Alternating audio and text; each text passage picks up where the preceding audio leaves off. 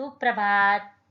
कक्षा चौथी, विषय हिंदी, उपविषय पाठ 3, मीता का पत्र। पुस्तक का नाम अभिव्यक्ति हिंदी पाठ्य पुस्तक। व्याख्यान 2। कल हमने पाठ 3 को पढ़ा था तथा उसमें आए कठिन शब्दों व प्रश्नों के उत्तर को जाना था। तो आज इस व्याख्यान 2 में हम अन्य प्रश्नों के उत्तर को व भाषा की बात के प्रश्नों को जानेंगे। तो चलते हैं। सबसे पहले अभ्यास में आए प्रश्नों के उत्तर को जानते हैं।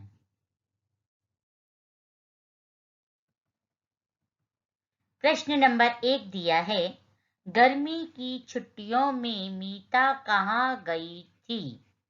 तो इसका उत्तर है, गर्मी की छुट्टियों में मीता अपने नाना नानी के घर गई थी।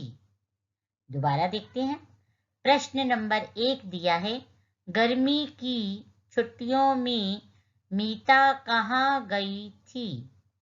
तो इसका उत्तर है, गर्मी की छुट्टियों में मीता अपने नाना नानी के घर गई थी।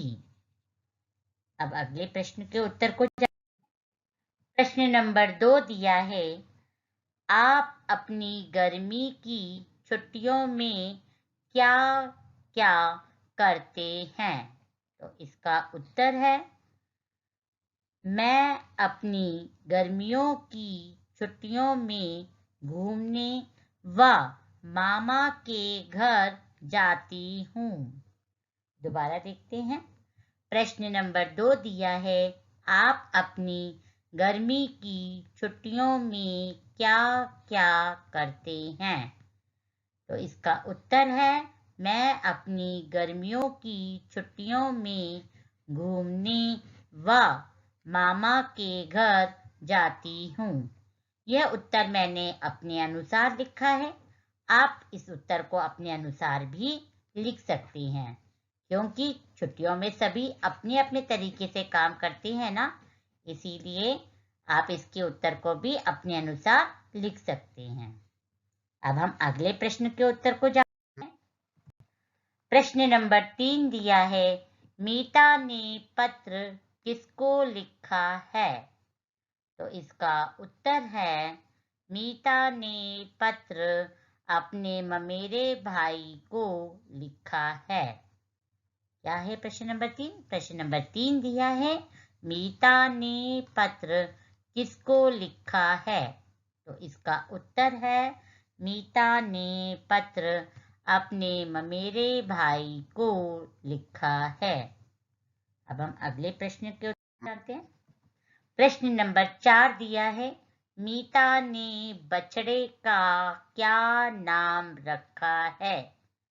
तो इसका उत्तर है, मीता ने बछड़े का नाम नंदू रखा है। दोबारा देखते हैं। प्रश्न नंबर 4 दिया है, मीता ने बछड़े का क्या नाम रखा है? तो इसका उत्तर है, मीता ने बछड़े का नाम नंदू रखा है। तो अभी आपने प्रश्नों के उत्तर को जाना। अब हम भाषा की बात में आए प्रश्नों के उत्तर को जानते हैं। भाषा की बात में सबसे बताया जा रहा है, काल किसे कहते हैं? तो हम पहले इसे पढ़कर समझते हैं। पत्र सामान्यतः बीते हुए समय में लिखा जाता है। समय बीता हुआ होता है, चल रहा होता है और आने वाला होता है। समय के इस रूप को काल कहते हैं। इसी आधार पर काल 3 प्रकार के होते हैं। यहाँ पर बताया जा रहा है पत्र सामान्यतः बीते हुए समय में लिखा जाता है, मतलब जो बीता हुआ होता है उसके बारे में लिखा जाता है। लेकिन समय जो है तीन प्रकार के होते हैं। कौन कौन से? एक तो समय वह जो बीता हुआ होता है, और एक वह होता है जो चल रहा होता है, और एक ऐसा समय होता है जो आने वाला होता है। तो समय के इस रूप को काल कहते हैं। इसी आधार पर काल कितने प्रकार के हो गए? इसी आधार पर काल 3 प्रकार के होते हैं। अब हम जानते हैं काल के 3 प्रकार कौन कौन से होते हैं। सबसे पहला है भूतकाल, जो बीत चुका है, जिसका पहचान है था, थे, थी। दूसरा है वर्तमान काल, अर्थात जो चल रहा है, इसकी पहचान है, हैं, हूं, हो।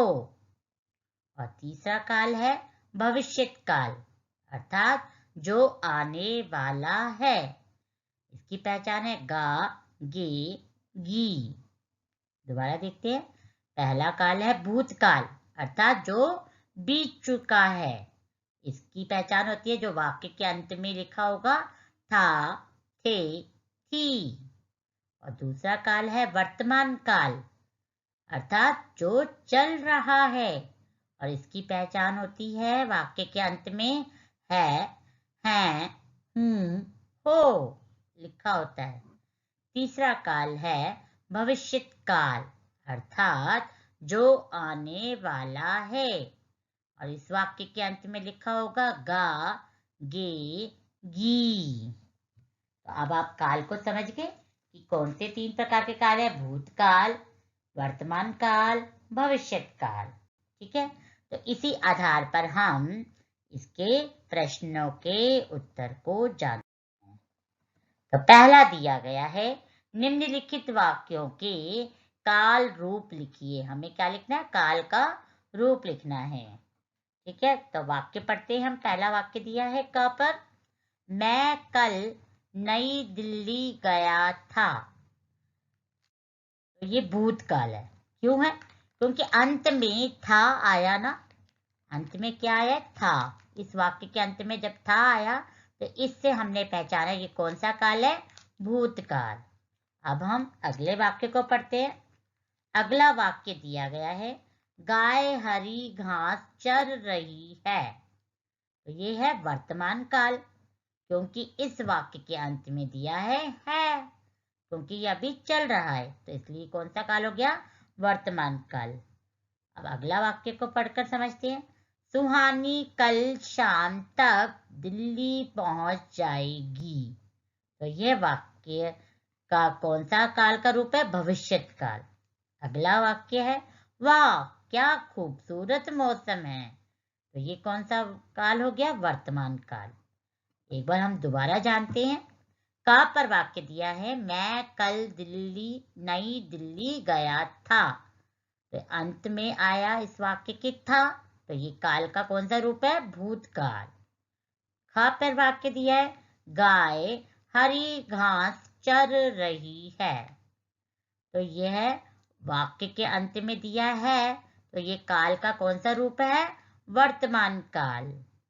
तीसरा वाक्य दिया गया है, सुहानी कल शाम तक दिल्ली पहुंच जाएगी। इस वाक्य के अंत में गी दिया है, तो गी की पहचान बताई गई थी। ये काल का कौन सा रूप है? भविष्यत काल। तो इसका उत्तर हुआ भविष्यत काल।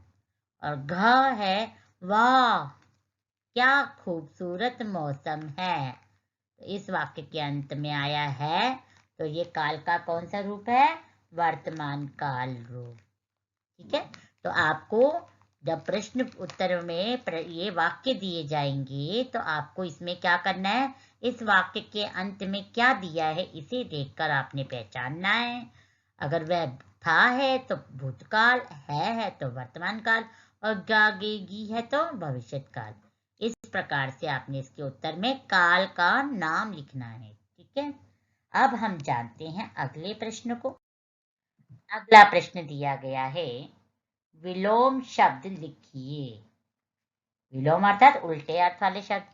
जैसे शब्द दिया है का पर सुबह, का पे दिया है नीचे, ग पे दिया है खुला, घ पे दिया है गरीब, और यहाँ पे दिया है छोटा, और चा पे दिया है देश। दोबारा देखते हैं। दूसरे प्रश्न में दिए विलोम शब्द लिखिए। अर्थात विलोम शब्द अर्थात जो शब्द का उल्टा अर्थ बताए। जैसे दिन का उल्टा अर्थ क्या होता है? रात, है ना।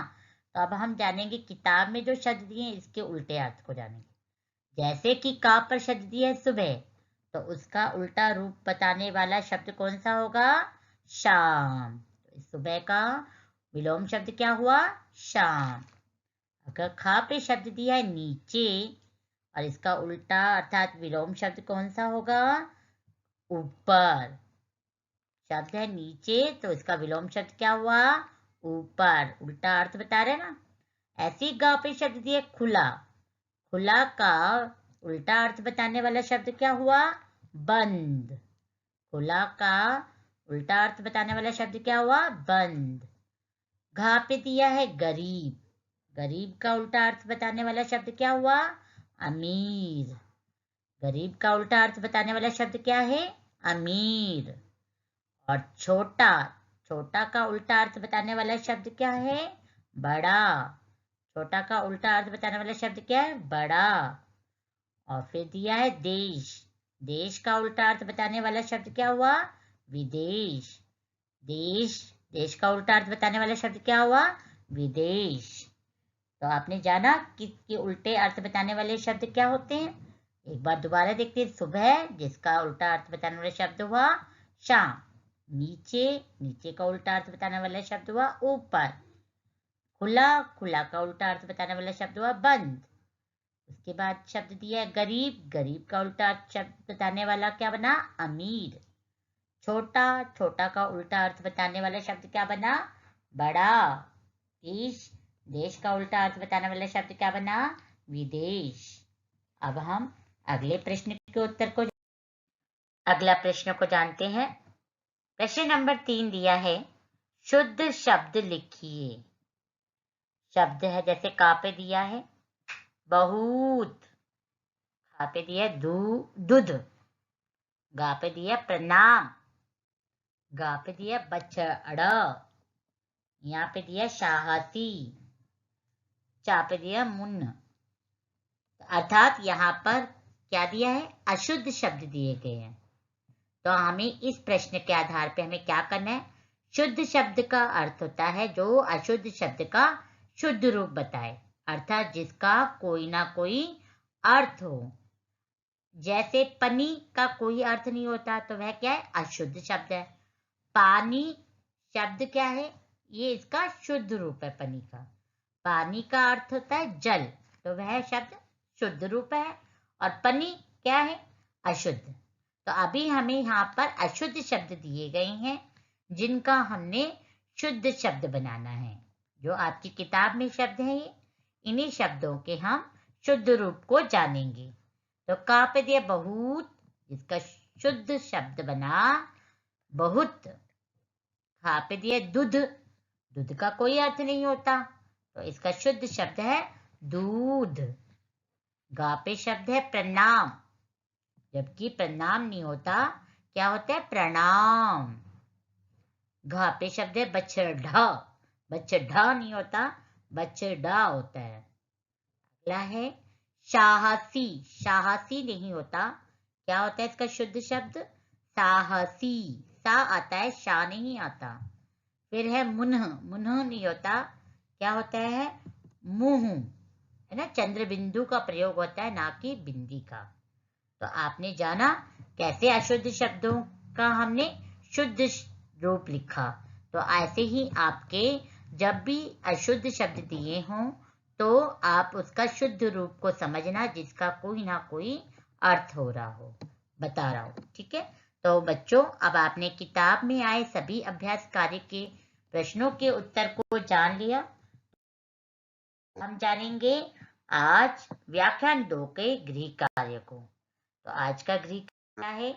आज का गृह कार्य आपका है कक्षा में कराए गए कार्य को अपनी किताब में पृष्ठ संख्या 19, 20, 21 करो।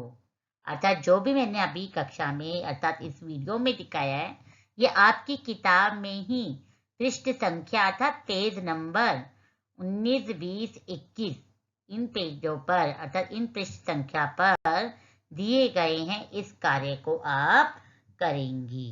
ठीक है, ये तो हुआ आज का आपका गृह कार्य। जो व्याख्यान 1 में मैंने आपको गृह कार्य दिया था, अब हम उसके हल को जानते हैं। मैंने आपको गृह कार्य में दिया था व्याख्यान 1 में कठिन शब्द व प्रश्नों के उत्तर लिखने को। तो एक बार आप सभी ने अपना गृह कार्य कर लिया होगा और आप सभी ने बिना गलतियों के ही लिखा होगा। यदि आपसे कोई त्रुटियां रह गई हैं तो आप उसे ठीक कर लेना। ठीक है, तो सबसे पहले आप सभी ने दिनांक लिखा होगा, दिन भी लिखा होगा और पाठ 3 मीता का पत्र लिखकर एक रेखा खींची होगी। फिर कठिन शब्द क्या क्या थे? पड़ोस, नंबर 2 पे दी था लहंगा, नंबर 3 पे ओढ़नी, नंबर 4 पर मुंह, नंबर 5 पे गुदगुदी, नंबर 6 पे बछड़ा, नंबर 7 पर शब्द है प्रधानाचार्य, नंबर 8 पे है लड्डू। अगर लड्डू में ये आधा डै के नीचे बना हुआ अलंत नहीं लगाया तो ये गलत हो जाएगा शब्द, ध्यान रखना। नंबर 9 पे है शैतान, नंबर 10 पे है प्रणाम, नंबर 11 पे है छुट्टियां, नंबर 12 पे है महोदया, नंबर 13 पे है जुलाई, नंबर 14 पे है प्यार, नंबर 15 पे है इनाम। बच्चों, आपकी अगर इनमें से कोई शब्द गलत हो गए हैं तो आप वहीं पे फ्लूइड लगा के ठीक नहीं करेंगे। आप क्या करेंगे, उसे कट करेंगे और दोबारा से उसके सामने सही शब्द लिखेंगे।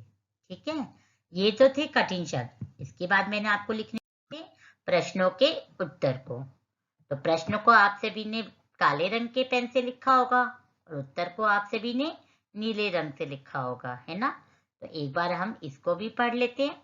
प्रश्न 1 मैंने आपको दिया था, मीता ने पत्र किस जगह से लिखा है? तो इसका उत्तर है मीता ने पत्र पीतमपुरा नई दिल्ली जगह से लिखा है। उसके बाद प्रश्न नंबर 2 दिया है, पत्र किस तारीख को लिखा गया है? तो इसका उत्तर है पत्र 2 जुलाई 2018 तारीख को लिखा गया है। इसके बाद प्रश्न नंबर 3 दिया है, मीता ने पत्र किसको लिखा है? तो इसका उत्तर है मीता ने पत्र अपने ममेरे भाई को लिखा है। और प्रश्न नंबर 4 दिया है, मीता ने बछड़े का क्या नाम रखा है? तो इसका उत्तर है मीता ने बछड़े का नाम नंदू रखा है। तो आप सभी इनमें यदि कोई भी गलती हो जाए तो उसे क्या करेंगे, ठीक करेंगे।